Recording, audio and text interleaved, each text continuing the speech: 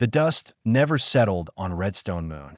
Roy Garrett had learned that truth 5 years ago when he first arrived with dreams of quiet retirement. Now, he stood in his equipment shed, grease up to his elbows, fixing the water pump for the third time this month. The cattle needed water, and on this dried-up rock orbiting a gas giant, water meant life. His communicator crackled. Static mostly, then Beth's voice cut through. Roy, you seeing this? Got a distress beacon. Big one. He wiped his hands on a rag that had given up being cleaned sometime last year. Where? Asteroid Field, Sector 7. Ship's bleeding air fast. Beth paused. Design matches Scarvan. Roy's hand stopped halfway to the communicator. The Scarvan. Dragon-like aliens who stood 9 feet tall and could tear through steel with their bare claws. A species that valued strength above all else and viewed humans as soft, weak creatures barely worth noticing. Anyone else responding? He asked. Are you kidding? Irving locked down the station. Says we don't get involved with Scarvan business. Could start a war. Roy looked out at his cattle grazing under the dome.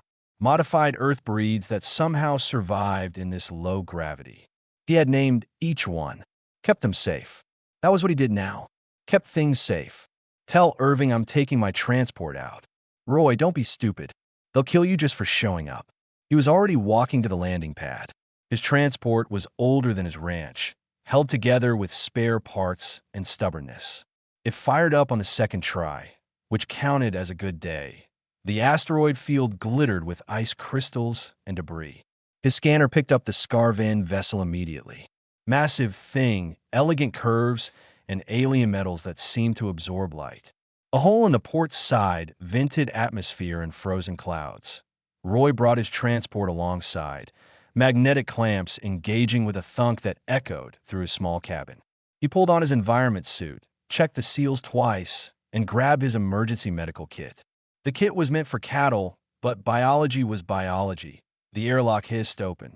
Inside, emergency lighting painted everything red. The corridor was built for creatures much larger than humans. Roy felt like a child walking through a giant's house. He found her in what looked like a living quarters. Four bodies lay on the floor. 3 were small, maybe 4 feet long, their scales dull in death. Children. The 4th was massive, male, his chest torn open by weapons fire. The 5th Scarvan sat against the wall, clutching her side. Blood, darker than human blood, pooled beneath her. She looked up at Roy with eyes like molten gold, slit pupils contracting. Her hand moved to a weapon on her belt.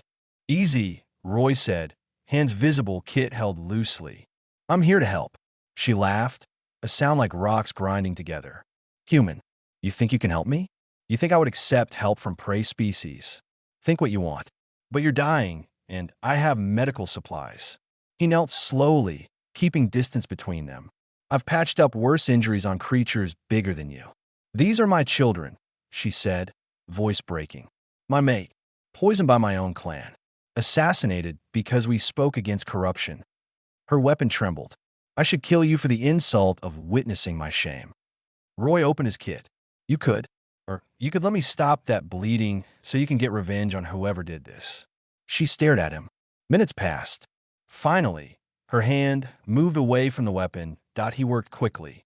The poison was unfamiliar, but he recognized the signs. Hemorrhaging, tissue damage, neural disruption. He had stimulants designed for Earth livestock, coagulants, broad-spectrum antibiotics. He used them all, adapting dosages, hoping the chemistry would translate. Why? She asked as he worked. Why risk yourself for me? Roy thought about his wife, his daughter, buried in a collapsed mine shaft on a moon much like this one.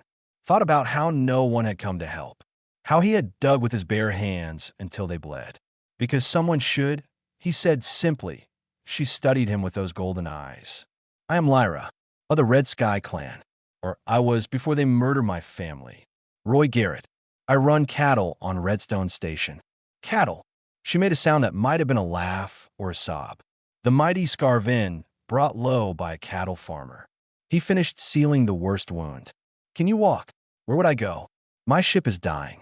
My family is dead. My clan wants me silenced. Her voice dropped to barely a whisper. I have nowhere left to turn. Roy stood, held out his hand. She looked at it like he had offered her poison. Then follow me, he said. My ranch is space. You can heal there. Figure out your next move. You would bring a Scarven to your home? Your people will exile you. Probably. But I have good locks and better fences. And I don't leave wounded creatures to die in the dark. He kept his hand extended. Your choice. Lyra looked at her dead family one last time. Then, slowly, she reached out. Her clawed hand engulfed his, careful not to pierce his suit. You are either the bravest human I have met, she said, or the most foolish. Roy helped her stand, taking most of her weight. Folks have said both about me, usually in the same sentence. They made their way back to his transport. Behind them, the Scarven ship's emergency systems began failing, lights flickering into darkness. Ahead, through the viewport, Redstone moon hung in space like a promise.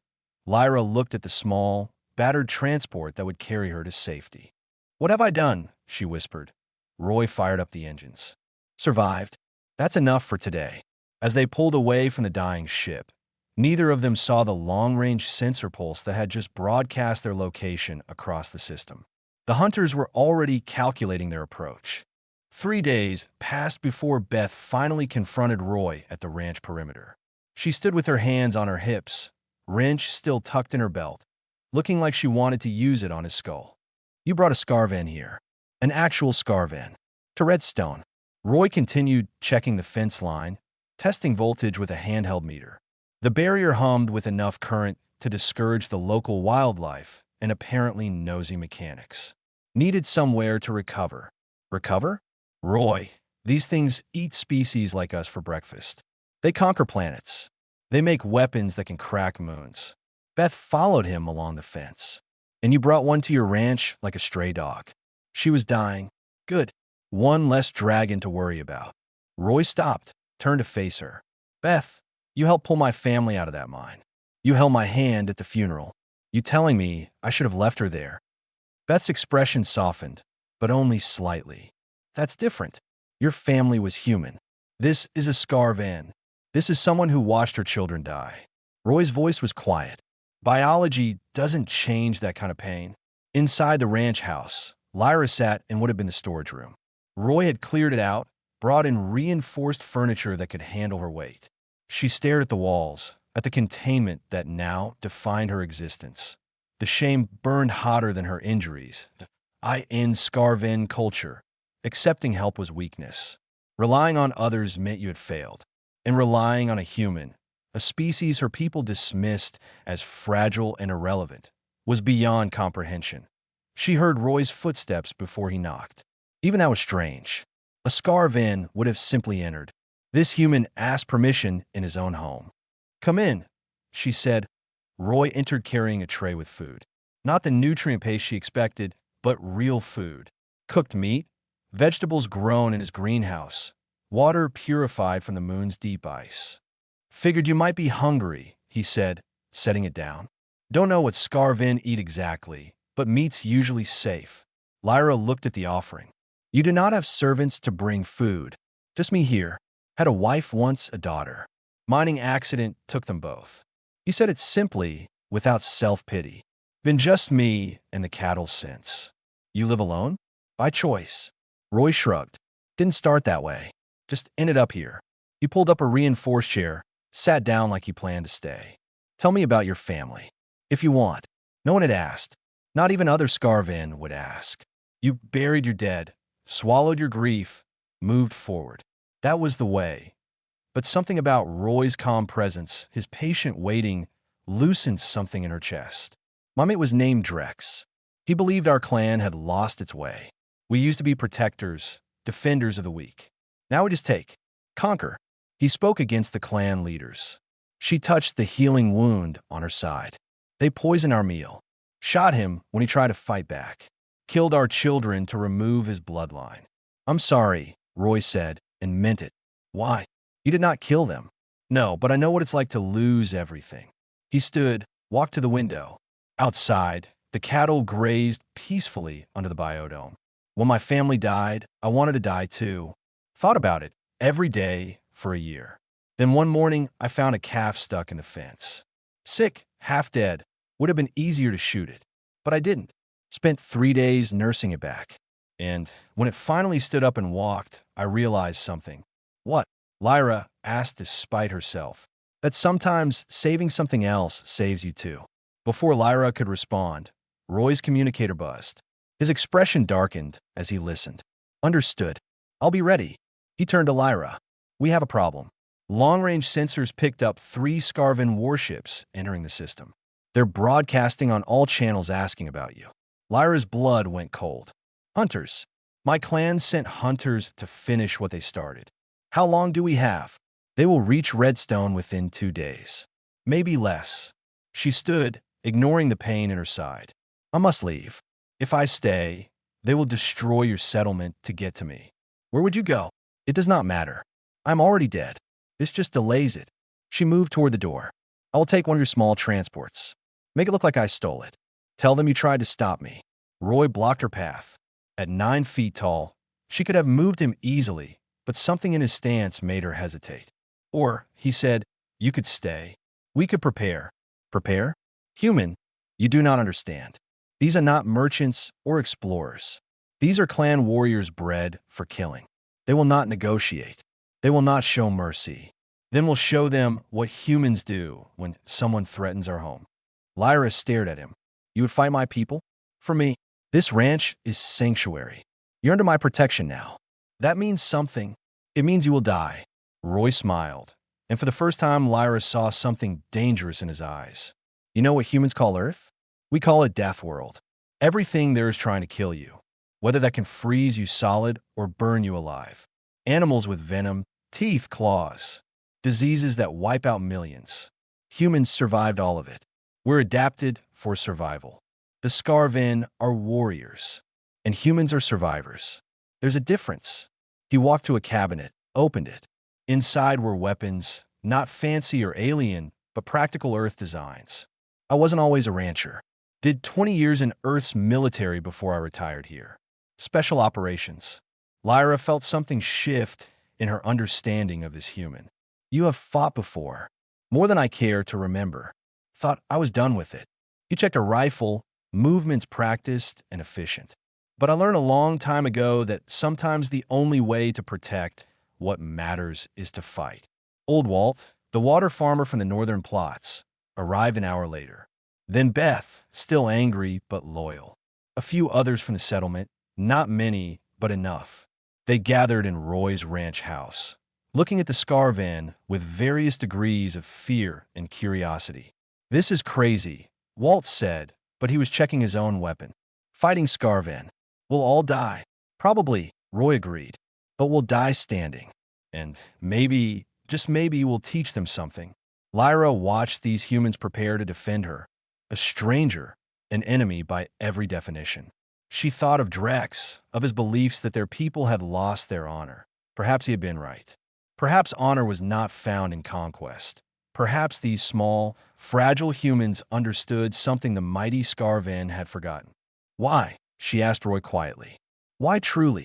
He looked at her, and she saw in his eyes the same pain she carried. Because someone should, he said again.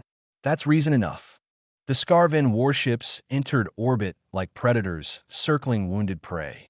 3 vessels, each one capable of reducing the settlement to molten slag. Roy watched them through his telescope, counting weapon ports, noting approach vectors. Old habits from his military days, when knowing your enemy meant staying alive. The lead hunter made contact within an hour. Irving, the settlement administrator, appeared on every screen simultaneously.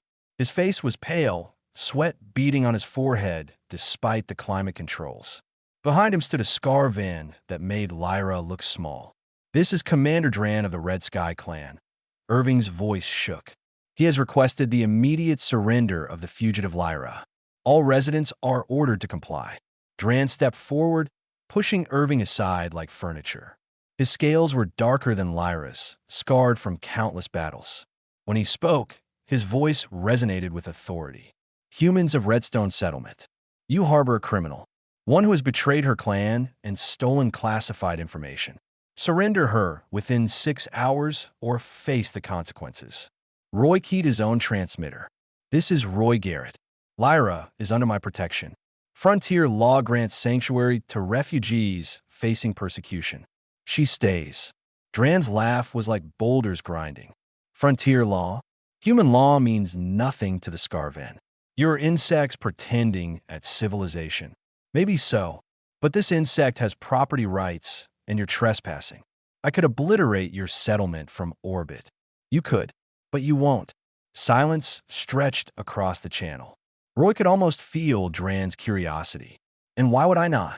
Because if you do, every species in the sector learns that the mighty Scarven need warships to kill one wounded female and a handful of human farmers. Not great for your reputation.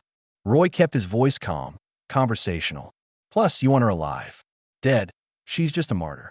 Alive, you can make an example. Dran's eyes narrowed. You are clever for prey. Very well. I will come down personally and take her. If you interfere, your death will be slow.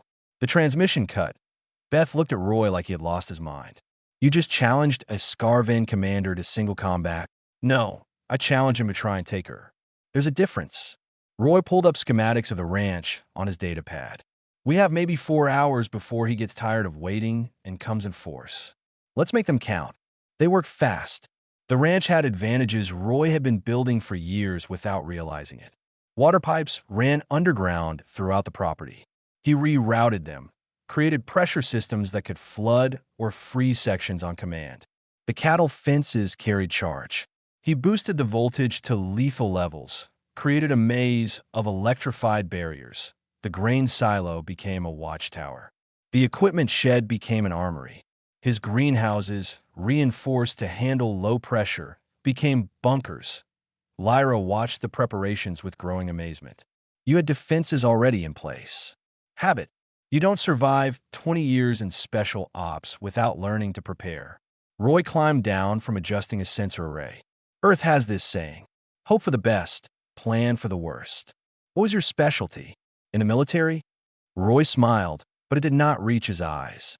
I taught people how to survive behind enemy lines, how to turn any environment into an advantage, how to make the enemy afraid of shadows. Old Walt returned from planting sensors along the perimeter. Got motion trackers every 50 meters. They'll know we're watching. Good. I want them to know. Roy gathered everyone in the main house. 7 humans total, armed with a mix of hunting rifles, mining equipment, and improvised weapons. Listen up. Scarven are stronger, faster, and tougher than us. In a straight fight, we lose. So we don't fight straight. Then how do we fight? Beth asked. Dirty. Smart. We use every advantage this environment gives us. He pulled up a tactical map. This is our home. We know every rock, every shadow. They don't. Lyra, tell me about Scarven tactics. Lyra stepped forward, still uncomfortable with the attention. We fight with honor. Direct confrontation. We announce ourselves, challenge our enemies face to face. So they'll come straight in, expecting you to meet them in the open. Yes, to do otherwise would be cowardice. Roy nodded. Then we'll be cowards. Beth, you and Walt take the north quarter. Use the high ground. Don't engage directly, just harry them. Make noise. Make them think you're everywhere. He turned to the others. We're not trying to win. We're trying to survive long enough for them to realize this isn't worth it. And if they don't realize that, someone asked, then we make them pay for every inch. The sun set over Redstone Moon, twin shadows stretching across the red soil. Dran's transport landed a kilometer from the ranch, a clear challenge. He emerged with 5 warriors, all armed, all radiating confidence. Roy watched from the command center he had set up in his kitchen. Remember, no heroes. Hit and move. Make them chase ghosts. Dran's voice boomed across the landscape. Human, send out the traitor or watch your home burn. Roy activated the external speakers. She's not going anywhere. Come get her if you want her. The Scarven warriors advanced in formation, professional and coordinated. They crossed the first fence line easily, cutting through it with plasma torches. Then they hit the pressure plate Roy had buried beneath the path. The underground irrigation pipe burst. Flash frozen water exploding upward. 2 warriors went down, stunned. Before they could recover, the secondary charges blew, collapsing the ground beneath them into a drainage pit. Dran roared in fury. "Cowards! Fight with honor. Honor doesn't keep you alive," Roy muttered. He triggered the next sequence. The cattle fences lit up, electromagnetic pulses, scrambling sensors. In the confusion, Beth and Walt opened fire from elevated positions, not aiming to kill, but to disorient. Shots sparked off Scarvan armor, forcing them to take cover. "They're using terrain against us," one warrior reported to Dran. "We cannot advance without exposing ourselves." Dran's eyes gleamed with something like respect. "Then we adapt. Spread out. Use thermal imaging. These humans cannot hide forever." But Roy had planned for that too. He triggered the greenhouse heaters, creating thermal blooms across the compound. Released heated water vapor that played havoc with infrared sensors. Set timers on equipment to create false signatures. For 3 hours, they fought a battle of shadows and misdirection.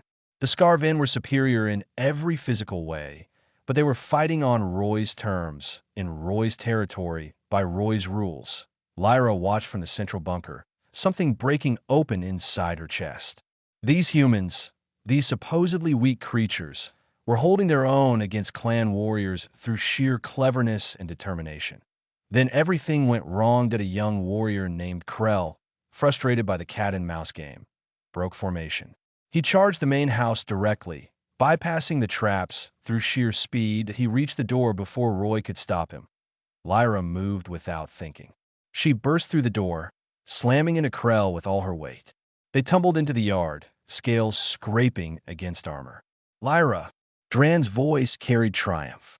"Finally, let's end this honorably." Lyra stood, favoring her still healing side. Behind her, Roy emerged from the house, rifle ready. "This is between Scarvan," Dran said. "Walk away, human. I will even let you live for the entertainment you have provided." Roy looked at Lyra.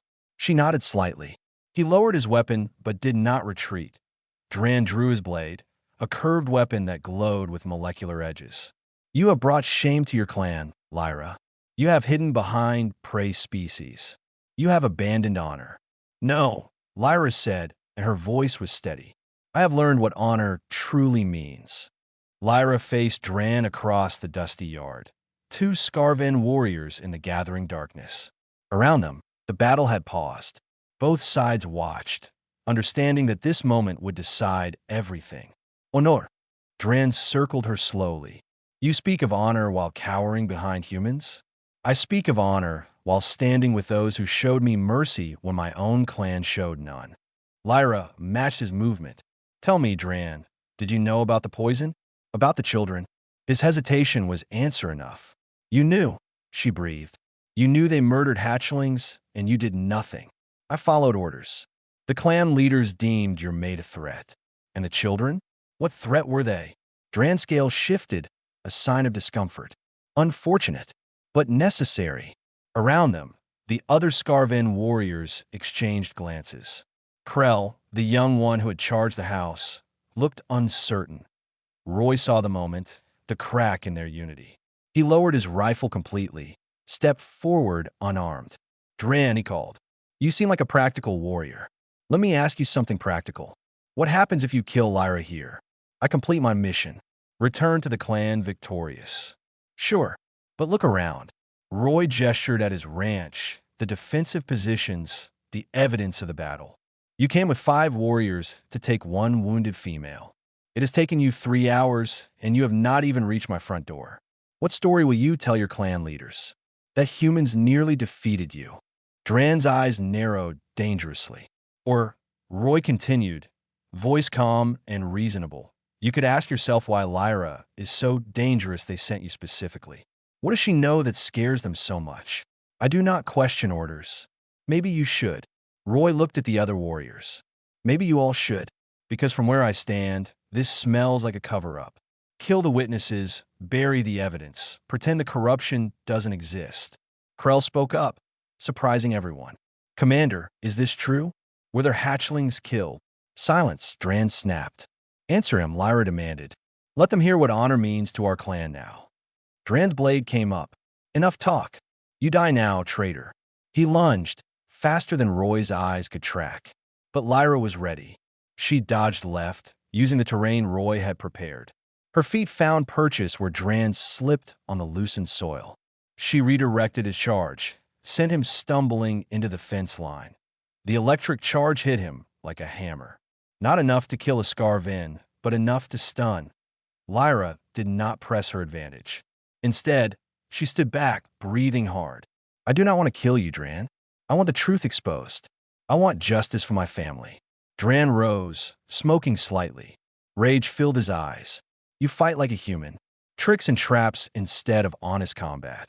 I fight to win, just like you taught us in training. Lyra smiled grimly.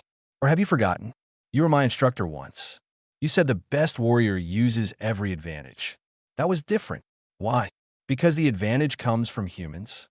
She gestured at Roy, at the ranch, at the defenses. These people showed me more honor in 3 days than my clan showed in 3 generations.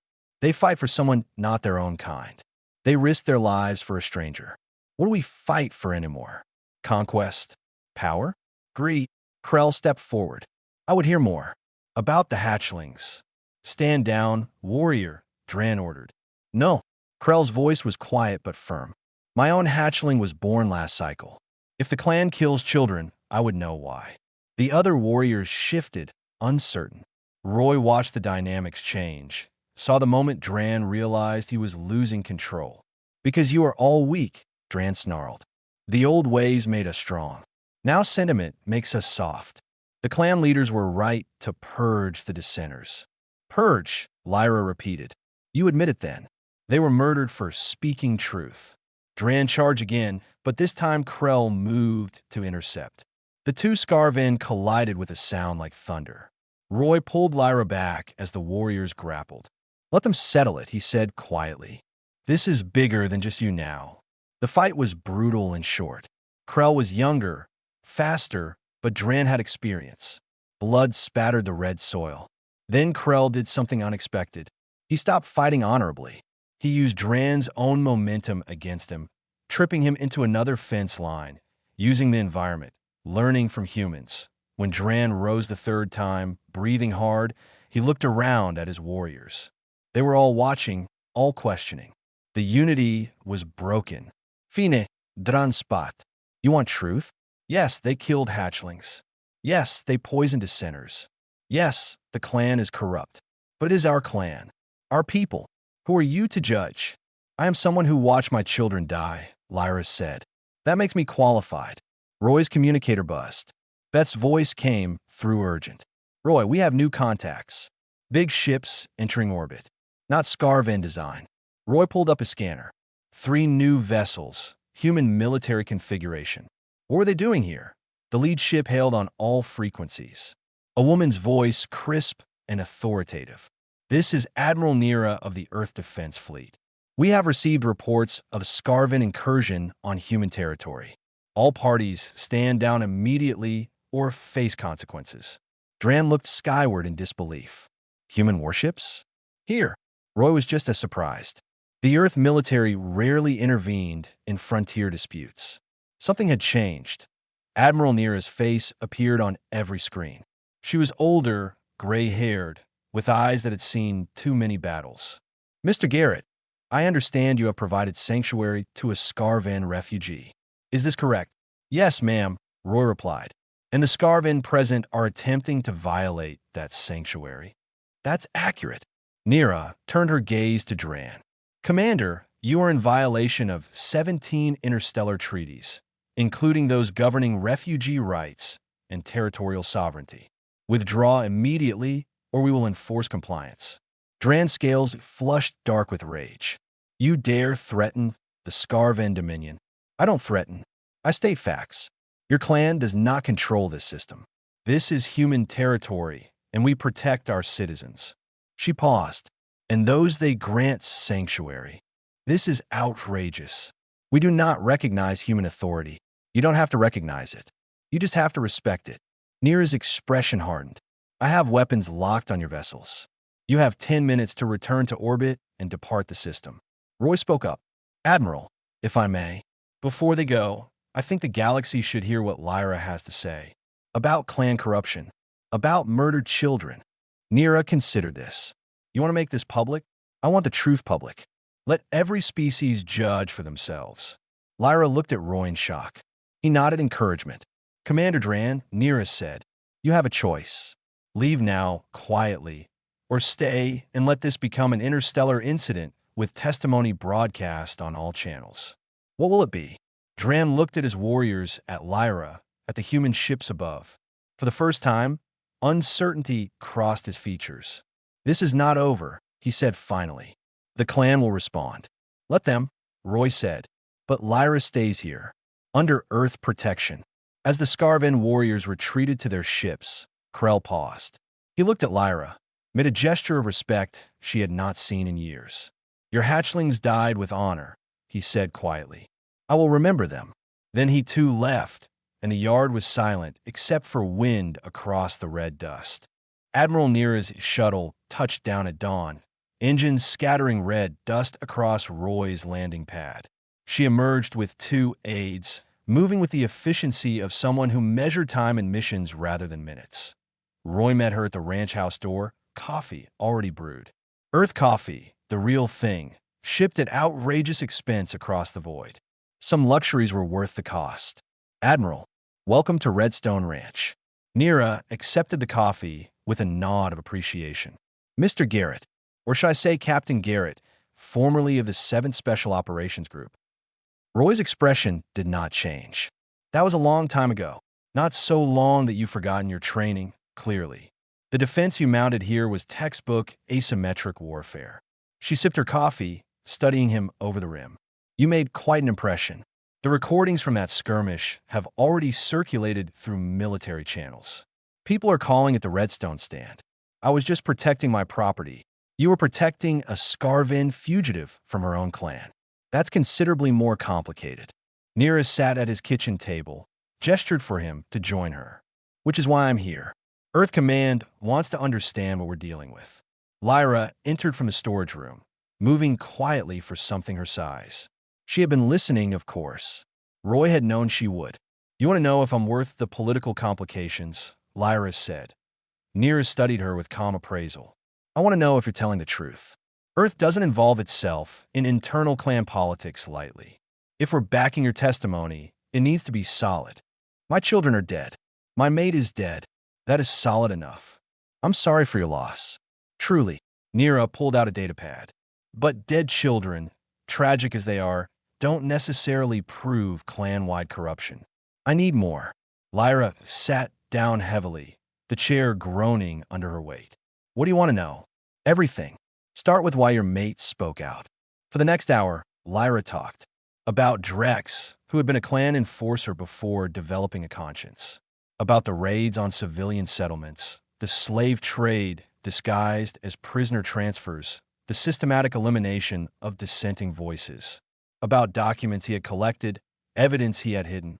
Where is this evidence now? Nira asked. Destroyed with my ship. At least, that is what they believe. Roy leaned forward. But it's not. Lyra met his eyes. Drex was paranoid.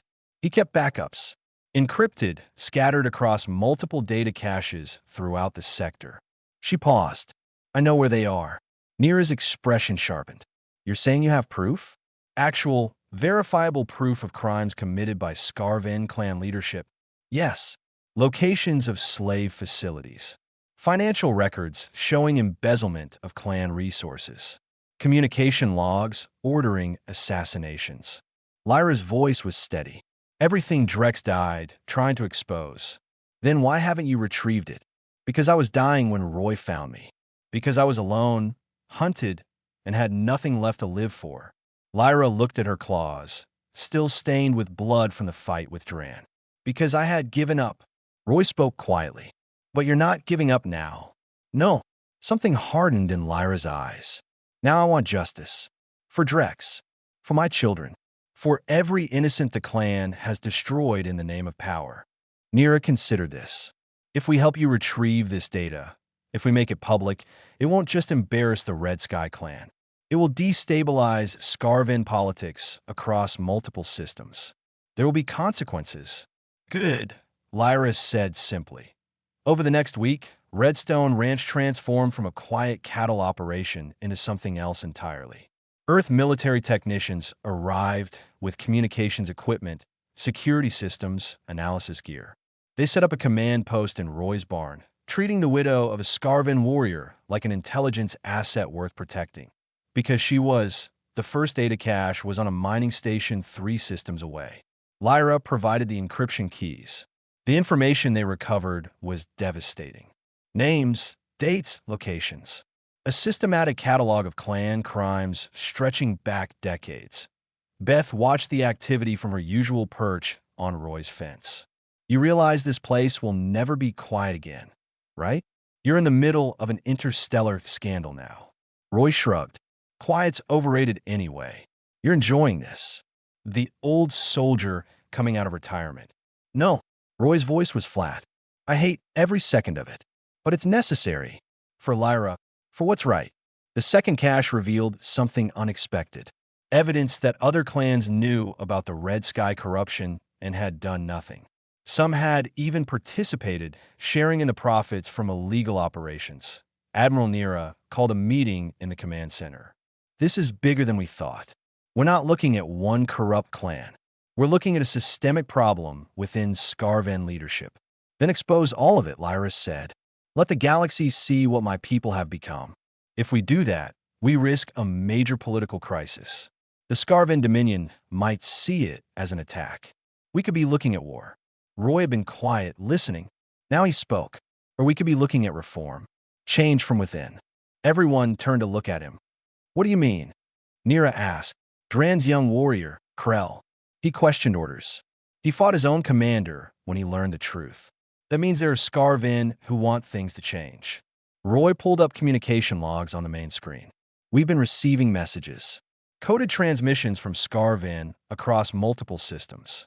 They're watching what happens here. Lyra moved closer to the screen, reading the messages. Her eyes widened. These are from clan members. Lower ranks mostly, but some mid-level commanders. They're asking questions, demanding answers from their leaders. About what? Nira asked. About honor. About what it means to be Scarven. About whether strength requires cruelty. Lyra's voice carried wonder. They are questioning everything. One message stood out.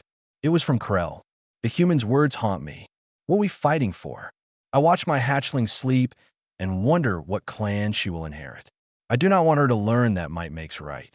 I want her to learn honor. Real honor. The kind the widow showed when she stood against her own people for truth. The kind the human showed when he protected someone not his own kind. Is this weakness? Or is this what we have forgotten? Roy read it twice. There's your answer, Admiral. We're not just exposing corruption. We're offering an alternative. You want to turn this into a movement, Nira said slowly. I want to give Scarven, who think like Krell, a reason to stand up. A symbol. Roy looked at Lyra. Someone who chose truth over clan, justice over power. Lyra shook her head. I'm no symbol. I'm just a mother who lost everything. That's exactly why it works. You're not a politician or a general. You're someone who suffered and survived. Someone who made humans realize the Scarven were more than monsters. Roy's voice was gentle, and someone who might make Scarven realize they can be better than what their leaders have become. Beth entered the barn, face pale. Roy, you need to see this. It's on every news feed in the sector. The main screen flickered to life. A Scarven reporter speaking in rapid clicks and growls that the translator struggled to keep up with. Behind her, images of protests. Scarven civilians, hundreds of them, gathering outside clan headquarters on their homeworld. They were demanding answers. Demanding reform. Demanding justice for Lyra's children. The movement had already begun. 2 months after the Redstone stand, the Scarven Dominion faced something it had not experienced in 3 centuries. Internal revolution.it started small. Protests on outer worlds. Questions asked in clan councils. Warriors refusing orders they deemed dishonorable. But it grew, fed by each piece of evidence Lyra's testimony released. nurtured by the simple fact that a human had shown more honor protecting a Scarven than her own clan had. The old clan leaders tried to suppress it. They sent enforcers, made arrests, issued declarations. But you cannot arrest an idea. You cannot imprison a question once it has been asked that on Redstone Ranch. Roy watched the news feeds while fixing his water pump. Again, some things never changed, even when the galaxy did. Admiral Nira had departed a week ago, her mission complete. Earth had gained something invaluable.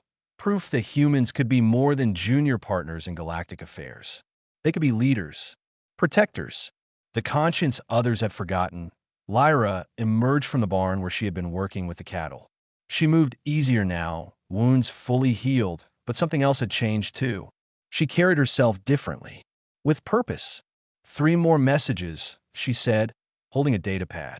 Scarven families asking for sanctuary. They fear retaliation from clan leadership. Roy wiped grease from his hands. What did you tell them? That they should speak to you. This is your ranch. It's your home too now. You get a say. Lyra sat beside him on the fence, looking out over the red landscape. The cattle grazed peacefully. Earth animals adapted to alien soil, thriving where they should not. I never imagined this, she said quietly. When I whispered that I had nowhere left to turn, I thought I was preparing to die. Instead, I found something I had lost. Hope. Hope's easy to lose, harder to find again. Roy followed her gaze. But worth the effort. The Scarven who messaged me, they call this place a sanctuary. They say the widow found her clan among humans. Did you? Lyra considered the question.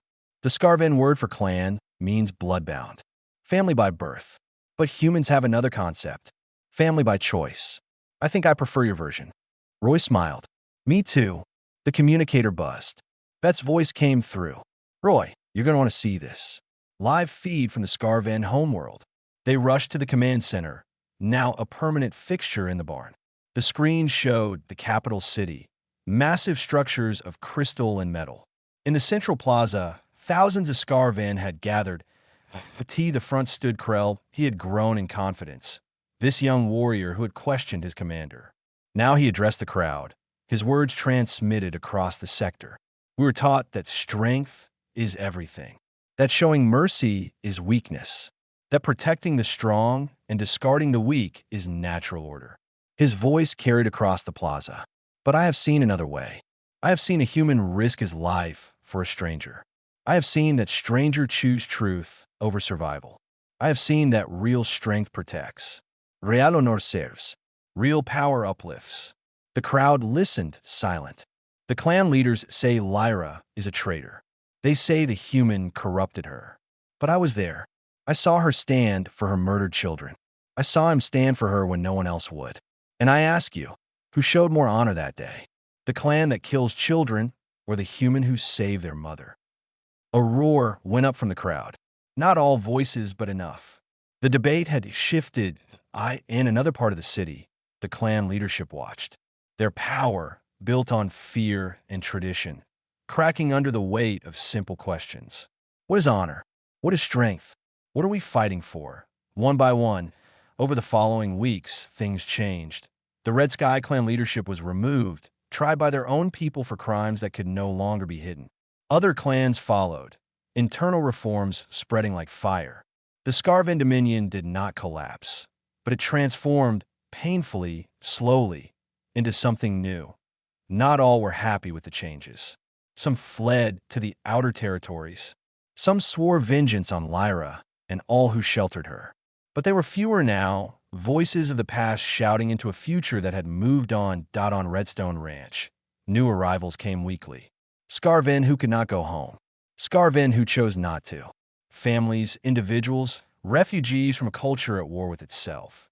Roy's small cattle operation became something else. A community. A sanctuary. A place where 2 species learned to coexist. Beth helped design new structures. Old Walt shared his water farming techniques. Human children played carefully with Scarven hatchlings, learning early that different did not mean enemy. Lyra stood on the hill, overlooking the expanded settlement. Roy beside her. Do you regret it? She asked. The quiet life you had is gone. Roy looked at the activity below. Humans and Scarvin working together, building something new. I regret a lot of things, but this isn't one of them. Your wife and daughter would be proud. Maybe. Or they'd think I was crazy for bringing home a dragon. He smiled. Either way, I think they'd understand. A small Scarvin hatchling ran past, chased by a laughing human child. Both stopped when they saw Lyra, the hatchling hiding behind Roy's legs despite being twice his size. It's okay, Roy said gently to the young Scarvin. Lyra's family. The word meant something different now. Family. Not bloodbound. Choicebound. Stronger for being chosen. Admiral Nera returned once more 3 months after the Redstone stand. She brought official documentation declaring the ranch an embassy territory. Protection under Earth law. Recognition from a dozen species who had watched the Scarvin transformation with interest. You've started something here, she told Roy. Something bigger than you realize.